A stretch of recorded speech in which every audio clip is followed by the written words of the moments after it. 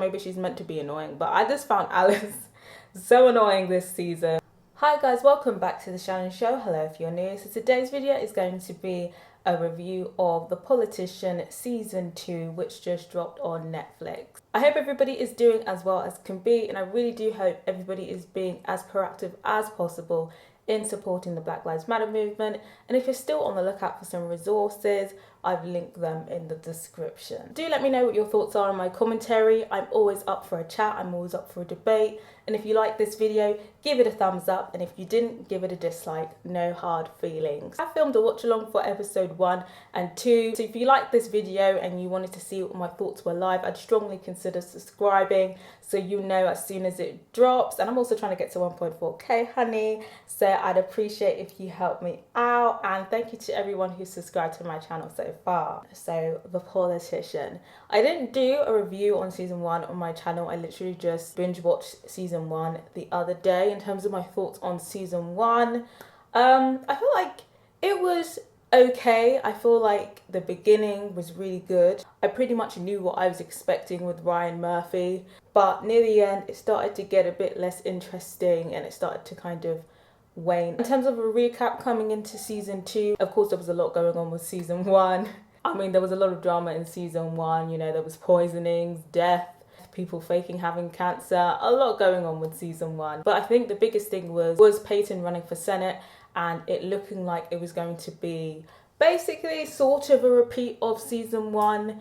There is this big political campaign and it's Peyton's team versus Dee Dee's team. I was kind of interested to see what direction it was going to go in, because even though there's a lot of Ryan Murphy shows that I've watched, he tends to get a little bit repetitive, and I feel like this season was a bit repetitive, and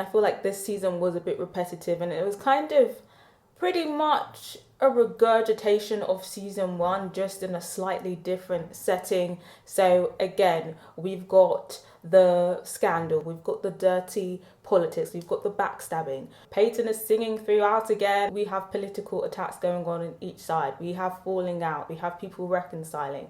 So pretty much you can expect a regurgitation. If you were kind of fearing it was going to be repetitive, unfortunately it is. As you can expect, the series does tackle lots of social issues that are intertwined within these political campaigns. I think the biggest one that they focus on is climate change and young voter turnout and marginalized group voter turnout and differences between the younger and the older generation. They do intertwine other social issues in there as well. But just like a political campaign, it all felt very scripted. It kind of just felt like, you know, all of these politicians that really just didn't give a fuck about the Black Lives Matter movement are all doing their, you know, their routine speeches. That's kind of what the social commentary delivery felt like this season. It kind of did still feel like that last season as well, but I feel like it was even more intense this season somehow. There's also a fair bit of relationship drama in this series as well. They kind of explore a polygamous relationship and the issues that can have.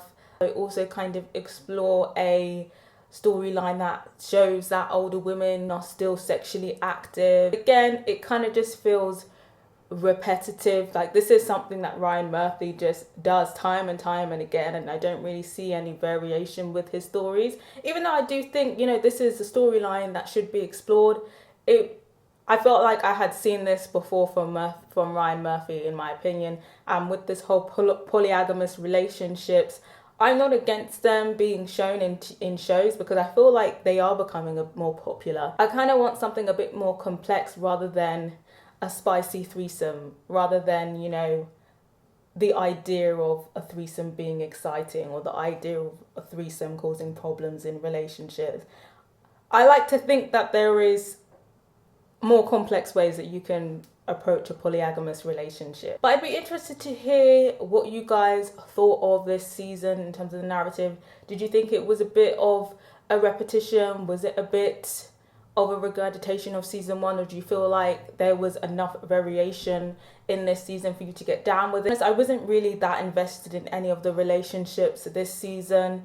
But I'd be interested to hear from you guys. Were you invested in any of the relationships this season? Let me know if you watched it. So overall, I'd say the narrative was pretty much like a political campaign. Sometimes there's good days where there's an exciting and entertaining political debate that you're engaged in, and then the rest of it, it's just a bit boring. It's just a bit background noise. There's enough there to take you through the whole season, but I think it is a very good candidate for background noise this season. In terms of the characters, we do see a lot of the faces that we saw in season 1 be brought back for this season. Obviously, at the end of season 1, we did see a lot of people kind of coming together to kind of lift Peyton out of his misery. So we see those people, and we see a few other people from high school or just generally from California back this season. We even still see bits of River coming back as like Peyton's consciousness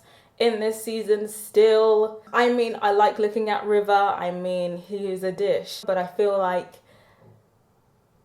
it's a little bit overdone, I think. I feel like they should just leave that alone. I feel like they should just leave River alone, because I feel like they haven't really justified enough. I'm not gonna lie, I just kind of feel like it's a bit random how he pops up every now and again and how it's just a bit inconsistent. I think in terms of the acting was pretty solid. I feel like I couldn't really fault the acting, but I think because the script was just a little bit dry for me, I couldn't really invest in any of the characters this season.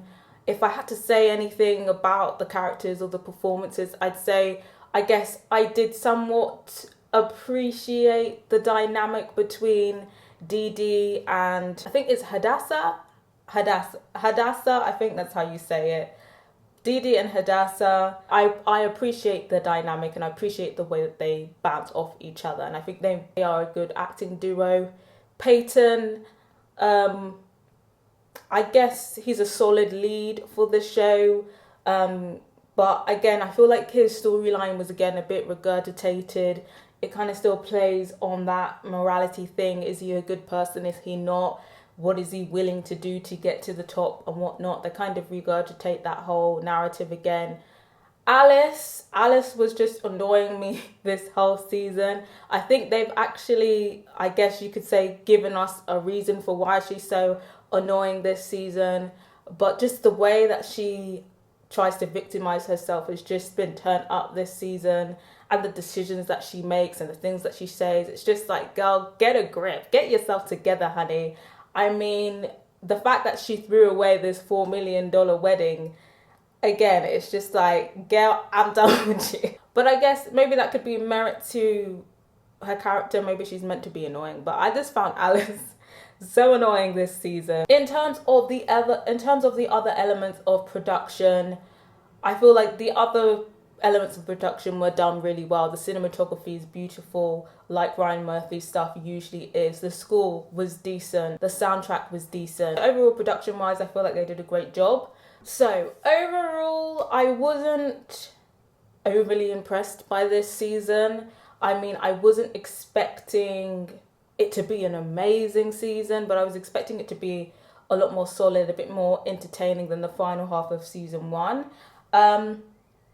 I don't know, I think maybe some people might enjoy it, but I started to get a little bit bored, I have to say. And honestly, if we weren't to get a season 3, I don't think I would be mad at it. If there was a season 3, I feel like I would just watch it for review purposes. I mean, it wasn't, I'd say, difficult to watch. I'm not sure if I'd say it was difficult to get through. I feel like it's good for background noise, but I think if you were watching it and sitting down and really trying to concentrate, you might struggle. You might want to chop up the way that you view it. Like I said, it's great background noise. So yeah, but if there is a season 3, considering in the direction it looks like it's going, I'm just going to need them to up the ante, make it a bit more engaging, make it a bit less predictable, if we are going to get a season 3. So overall, taking everything into account, I'm going to give this a 2.5 out of 5. I feel like the way that I would describe this would just be okay. If you haven't watched this season, Do let me know if you are skeptical going into season 2, excited for season 2, or whether you were kind of just looking out for reviews to see if you should even bother watching the second season. So I'm not sure. If you were like not the biggest fan of season 1, I'd say don't bother with season 2. But if you just really didn't have anything to watch, like I said, it's great background noise. But if you did watch it, I'd be interested to hear what you thought of it.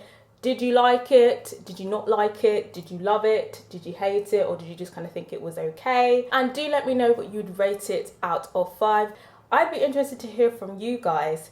Subscribe if you haven't yet, and if you have, don't forget to press that notification bell so you know when the next review is dropping. Till next time, guys, bye!